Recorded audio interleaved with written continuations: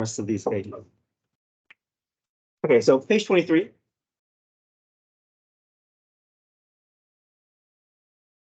And then what you just picked up, that's the review packet. We'll start that tomorrow.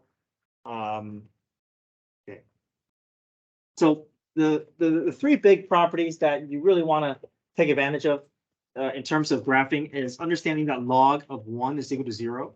So whatever I can do to get that expression inside my log to be 1, then I know it's just going to be my y value is going to be 0, or that this overall value will be 0. The other nice property is if I can get the value inside the log to match the base, then I know this is just equal to 1. And the reason why is because b to the first power is equal to b. That makes sense. B to the 0 power is equal to 1. And the last property is if I can get that expression, that value inside my log to be 0, then I know that is where my vertical asymptote is going to exist, because I can't have log of 0. Because b raised to, I can't raise a base to a number and get 0. So that's where my vertical asymptote exists. So if I can get that to occur, then really all my graph will look very similar. My asymptote, 2 points, and the graph is always going to start off very steep, and it's going to turn out gradual. Now, if there was a negative in front, then you know that it's going to be reflected. But if you just find all your information from your order pairs perspective, then the graph should just kind of create itself. Okay, so let's go to page 24. And today we're just going to see if we can work through the graphing on page 24 and 25. And then if we're comfortable with that, then we can get a head start into the log test review on page 26. Okay, so let's go to page 24.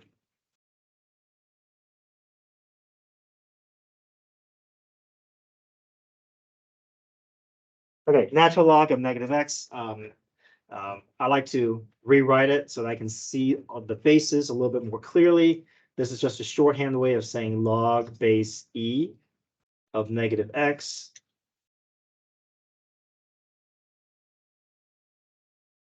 Okay, let's create some ordered pairs here. I know that if I can set that equal to 0, then that will be where my vertical asymptote is. So if I set negative x equal to 0, I still get 0. So I know that, yeah. So basically, if you just say your principal equal to 0, you can find your vertical asymptote. So there's my vertical asymptote.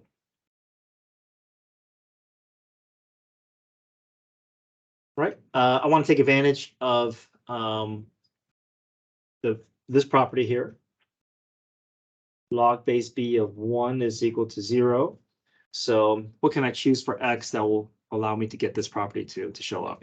-1, right? So if I choose -1, negative of a negative will become positive. This becomes log of 1 is equal to 0. It doesn't matter what the base is, base e, base 10, base 4. Right. Okay. And then my other property, log base b of b is equal to 1. What can I do to take advantage of this property? Negative e, right? So negative e. Then I get log base e of positive e, log base e of e. That's not log of e. It's equal to 1. So, and again, e is around 2.7. It's a little bit less than 3. Okay, so let's sketch our graph. Vertical asymptote right at x, the y-axis.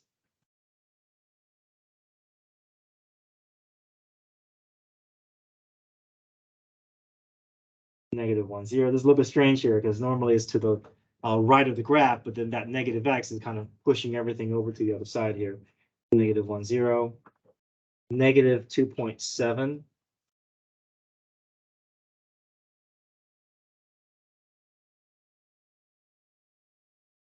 So it's kind of reflected over the y-axis here.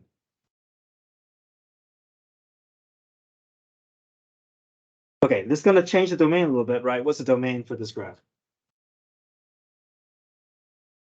Yeah, furthest left to furthest right. Range, never going to change. Asymptote, x equals 0. Here, my x-intercept, yeah, -1, 0.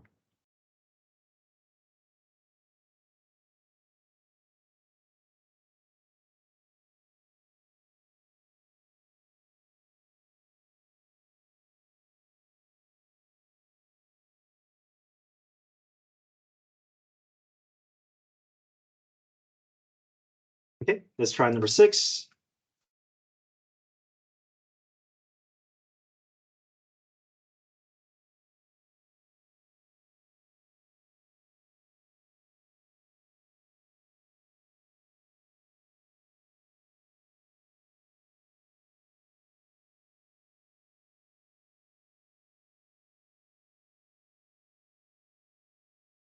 I want to get that 1 to show up.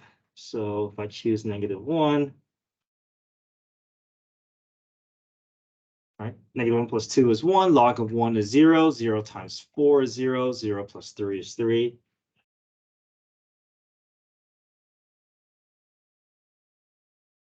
I want to take advantage of the second property here, log base b of b. So I'm going to try to figure out a way to get this to equal to 5.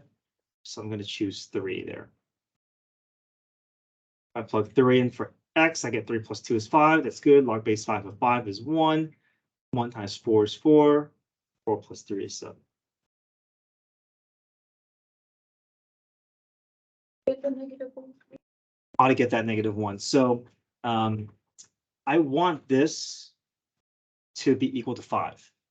Because if I can get a log base 5 of 5 to show up, then I can get that whole thing to be equal to 1. So if I choose 3 in for x, what's 3 plus 2? 5. What's log base 5 of 5? 1. 1 times 4 is 4 plus 3 is 7. That's how we get the y. So you keep the 4 like that, not like an exponent. That's right. No. We could bring this up as an exponent, but then we lose the ability to get the match to occur, because then it becomes log base 5 of 5 to the 4. Yeah, so it's a little bit cleaner to have that 4 out there. But technically, yeah, you can move that 4 up as an exponent, but it just feels a little bit cleaner to work it through with that 4 out in front. How do you get the 3 for like the -1? I know you get -1, like. Yeah. How do you get the 3 from that? So if we put -1 in for x, -1 plus 2 is 1, right? What's log of 1? 1. Log of 1 is Only 1, 0. 0, and then 0 times 4 is 0. 0. 0 plus 3 is 3. There we go. So it doesn't matter like what the base is. It doesn't matter what the base is. Yeah, if I can get my parentheses to be equal to 1, then log of 1 is 0. It could be log base 10, could be log base 10, 15, could be log base e. Log of 1 is always 0. Yeah, and the reason why is because b raised to the 0 power is equal to 1. So it doesn't matter what the base is. Anything raised to the 0 power is always equal to 1. So just take advantage of that exponential property there. Okay, so -2 is our vertical asymptote.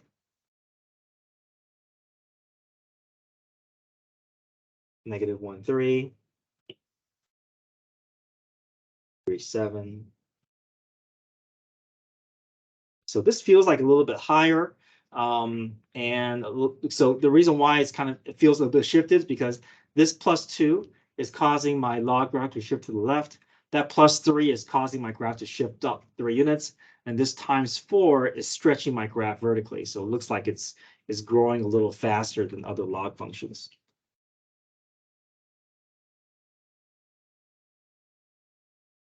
How do you know the asymptote's vertical or horizontal? For log functions, it's always vertical. Okay. For exponentials, it's always horizontal. Because exponentials and logs are inverses of each other, so they're always going to have like a little bit of an opposite feel to them. Okay, domain, what's domain here? To infinity. Okay, range, always the same. Asymptote. Yeah, make sure you say x equals. -2 is not enough, so make sure that you're naming that vertical line. That vertical line is defined as x equals. X-intercepts, it's a little bit hard to tell, but you can just make an estimation there. It looks like it's around -1 point something. Okay, just whatever estimation is you have is good enough.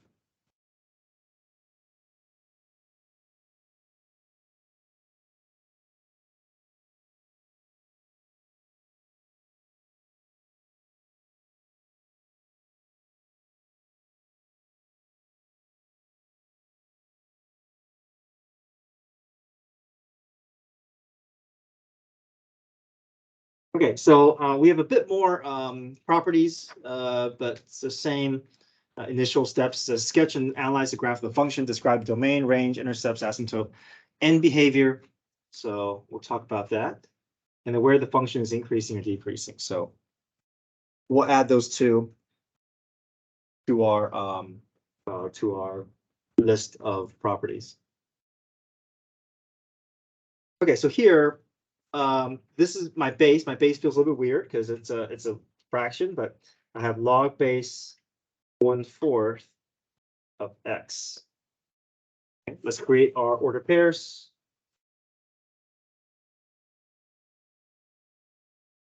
Where's my vertical asymptote?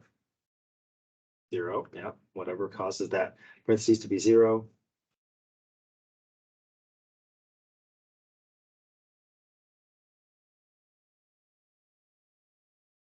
Okay, what's the x value that I can choose for my order pairs? 1, yep, log of 1, doesn't matter what the base is, right? Log 1 is always 0. Okay. And 1/4. And 1/4, right? So if I take advantage of that matching the base, log base of 1/4 of 1/4 is equal to 1.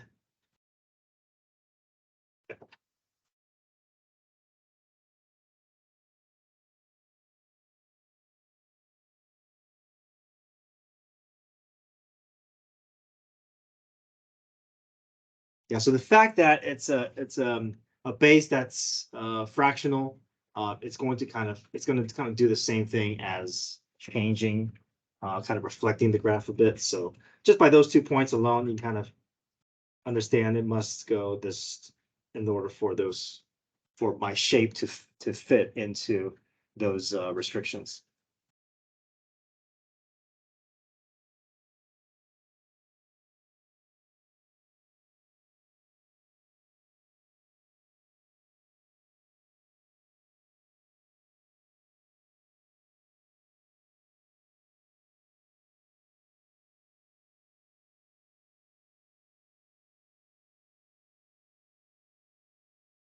Okay, listing out the same properties that we've done before. Okay, end behavior. So that means where is the graph headed as we follow the path of arrows. So we can say as x approaches infinity, f of x approaches. So that means this means as we move to the right, as we follow the right arrow, which direction is the arrow going, up or down? The arrow on the right. Down. So down to what? Negativity, yeah. Here, there's a wall, right? As we follow the left arrow is not headed towards infinity. So we can say as x approaches 0, as x approaches 0, that means as we move towards that asymptote, where's my y value headed?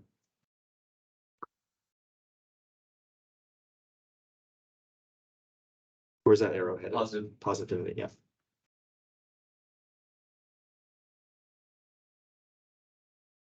Okay, where's the function increasing or decreasing? Is the graph ever increasing? No. No, we always read the graph from left to right. So from left to right, the graph is never increasing. So there's no need for us to write a statement. Wherever the graph exists, it's always decreasing, right? So we say f of x is decreasing over our interval of our domain, right? It's always decreasing. So your log function is either doing one of two things, right? It's either always increasing or always decreasing. It's not going to suddenly change direction.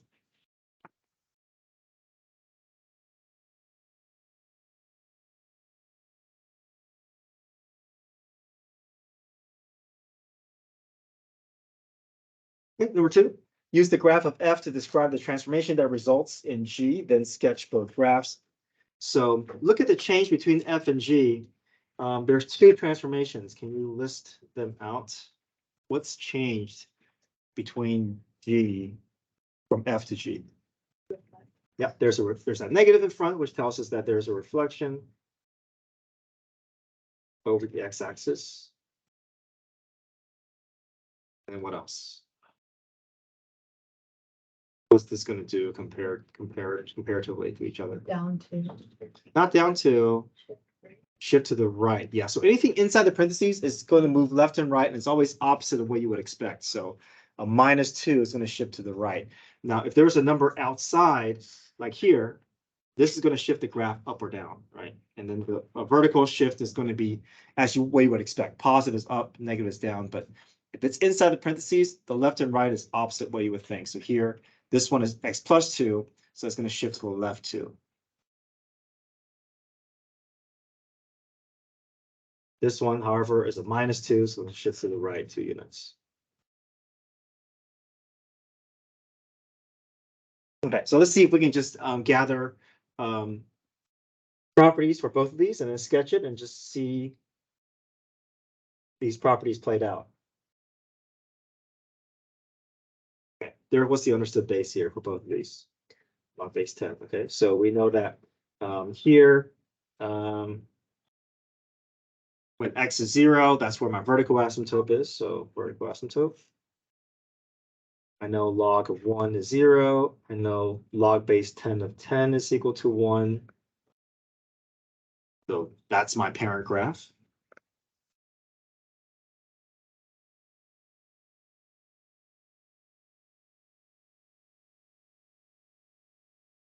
Grows very slowly here.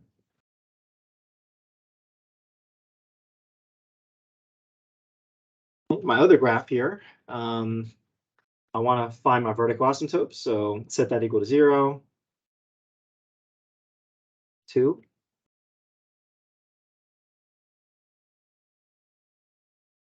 I want to take advantage of the fact that I want this to be log of 1. I know log of 1 is 0, so if I do 3, 3 minus 2 is 1, log of 1 is 0, negative times 0 still 0.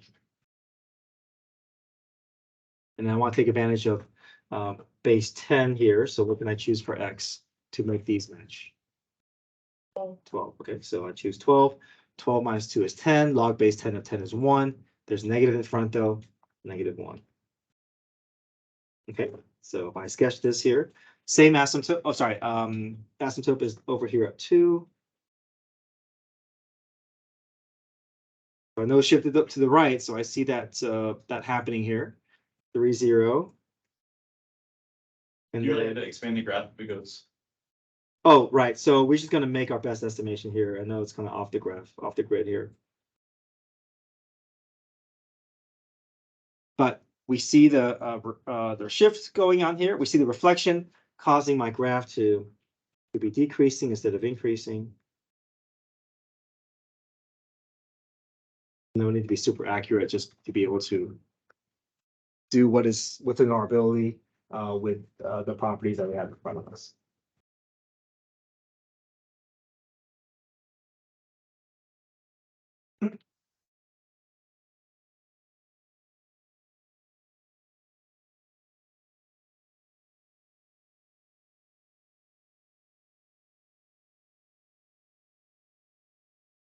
Okay, so go ahead and try page 25. See if you can do those steps on your own, and then we will check our answers, see how we do. So number 3, same idea as number 2. List out your transformations before you sketch the graph, and then sketch both graphs is to visually compare those properties that you listed out with the graph of both.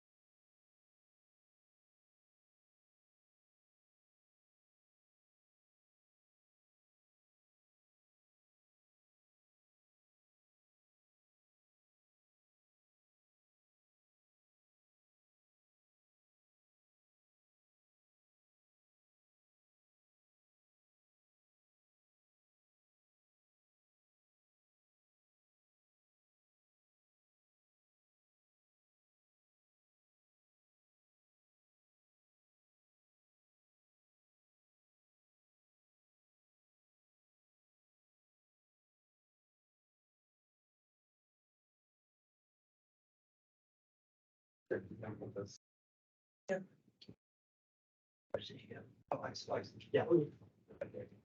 We'll share names on. Yeah.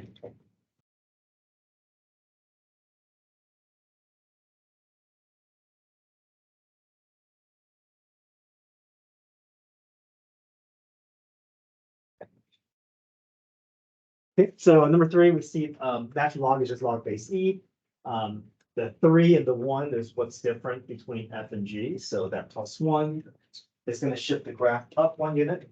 And then that 3 is gonna stretch that vertical shift, create a vertical shift, sorry, vertical stretch of the graph. So they should look the same, but one just looks like a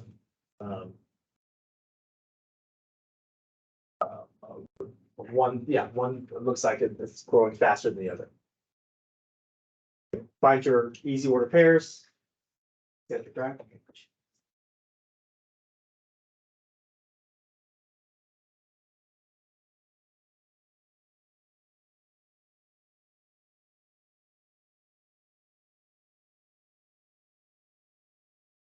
Okay, any questions? All right, try 4 and 5. Same idea. You take advantage of the 3 properties, sketch your graph, and then list out your properties.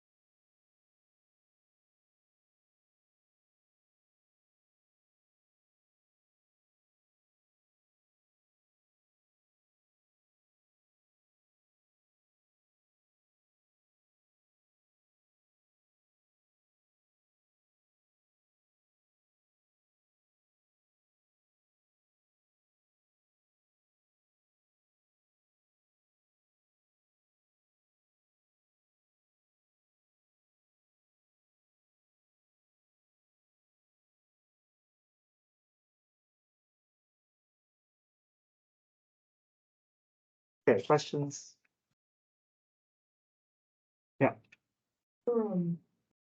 For the number 5, wouldn't it be like?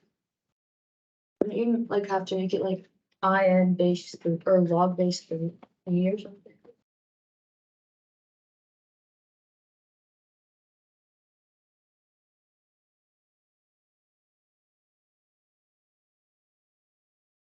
You're right. This one is a little messier because it doesn't quite match up as well as we would like. So what I did was I just relied on my order pair. I just used this to help me. Now, technically, we could. Yeah, I used the other one, I just didn't know. Right. So we can have some idea because we know that E is around 2.7. So if I just choose a value, 5.7. yeah, there we go. Right. So 5.7 is going to get you to something close to a 1. So it doesn't have to be exact, but you can kind of see those order pairs kind of play out. Yeah, because 2.7, or whatever you can do to get that. But really, if I give you a natural log, I'll probably make it so that it's easier to find those order pairs. Just make a natural log of X. Okay, so let's spend about 5-10 minutes doing just the odds on the test review, just on page 26. it's been, you know, we did a couple of days on graphing, so I want to make sure that we don't forget, these, properties here. So on page 26, let's just do the odds. And, I'll go through them at the same time that you guys go through, check your answers, and then we'll be done for the day. Okay. So, for page 26, just the odds. Write each log in exponential form. We're not solving anything, we're just putting it into a different form here. And then for 3 and 4, we're putting it back into log form. So remember, with log form, your exponent is going to end up being by itself. Okay, your exponent is by itself.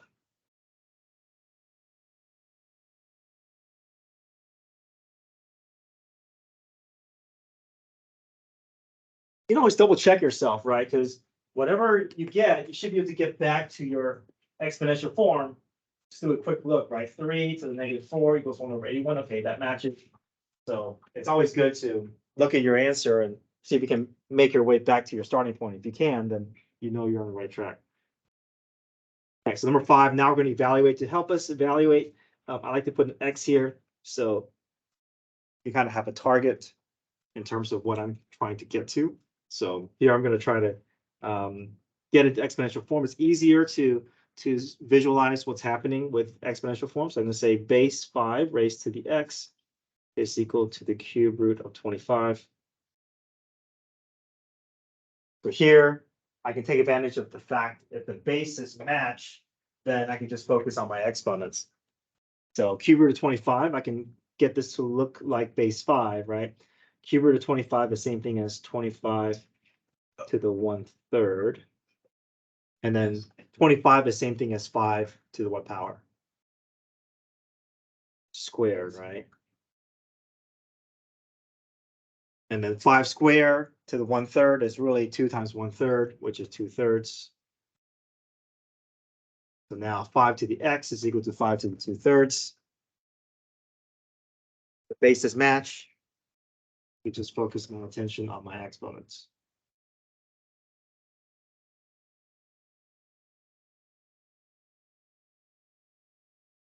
Just make both sides equal 25 and then add the exponent. I made both sides equal to base 5 and then multiply the exponents. Because 25 is 5 to the second power, and then cube root is really raised to the 1/3. And then 2 times 1/3 is 2/3. And then I can get these two to show me what I want to see and get the x's to match.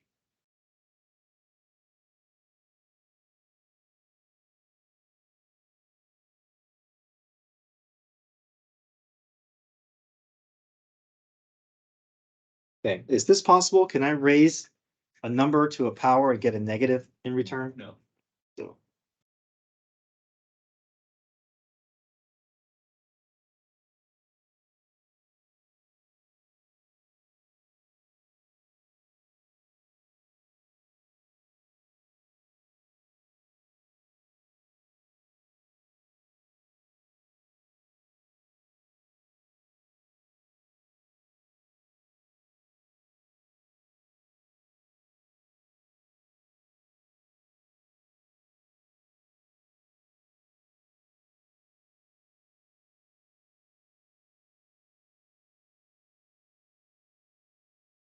Number 9, I just wanted to see that base a little more clearly, so I wrote it as log base e of e to the 4th.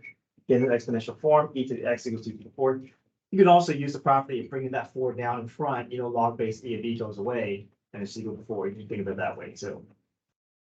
Number 11, I can't get the bases to match, so I can't add these together. But maybe I can clean them up individually, get them down to easy numbers, and then add the results together. So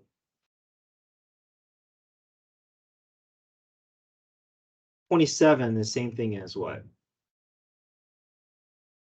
3 cubed. And that's, we can do something with that, right? That 3 can come down. Log base 3 of 3 is 1, so that's nice.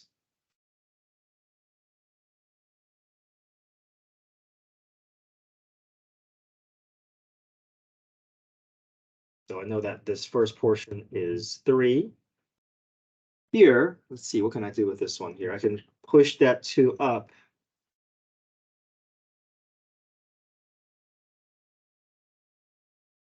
I can make my progress here, trying to get these two to match up. 25 is 5 to what? Second. Now there's already a 2 there, so I got to make sure I keep track of that. 2 times 2 is 4. Bring that 4 down. That goes away, and then so I have 3 plus 4, which is 7.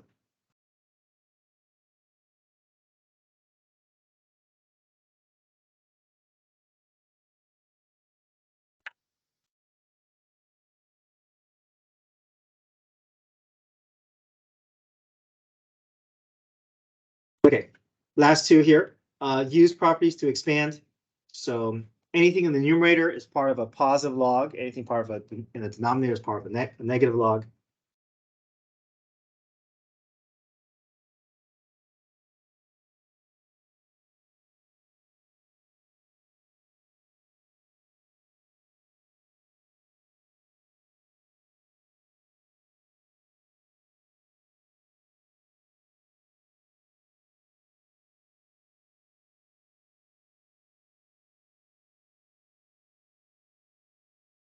Here, I'll write it out. So I'm going to say this is log base 9 of 3 plus log base 9 of x to the 4th minus log base 9. So I just separated all the numerators and denominators and put a plus or minus in between.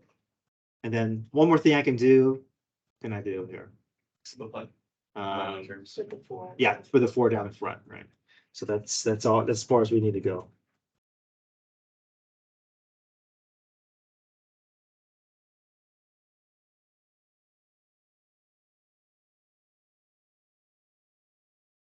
Okay, last one, 15.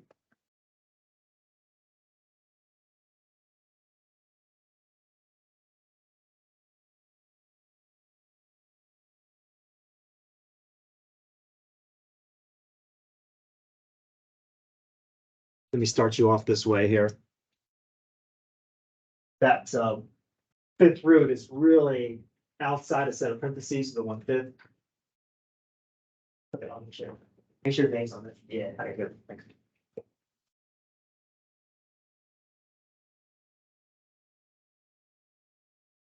We change it to log or keep it?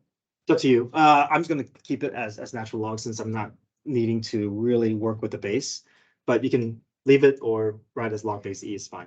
So 2 ways you can go about doing this. You can either bring that 1/5 down first and then expand, or you can distribute that 1/5 through both the x's and then expand. So either way, we're gonna get to the same answer. So I'm gonna bring it down in front, but I mean, you could distribute that through and be fine.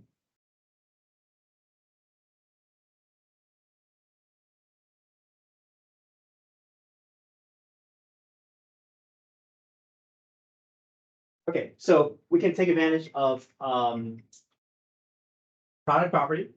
Right, natural log of AB can be expanded into natural log of A plus natural log of B. But if you do that, make sure that 1/5 tags along to both of the terms. So that's my A and that's my B.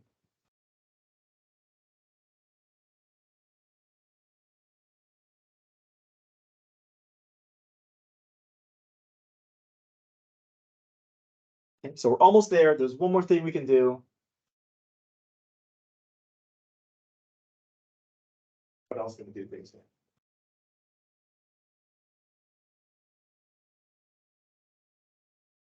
Put this one in front. Good, put it 3 in front. Now, well, good, so that's the last thing we can do. We cannot distribute the natural log through against plus 1. So this is stuck. Right? You can't do anything there, but that 3 can come down. 3 times 1/5 is 3/5. Yes, you get the UKG calculator.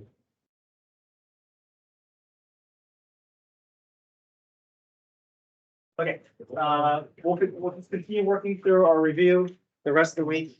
Come get the funds. Friday. Yeah, Friday. Okay,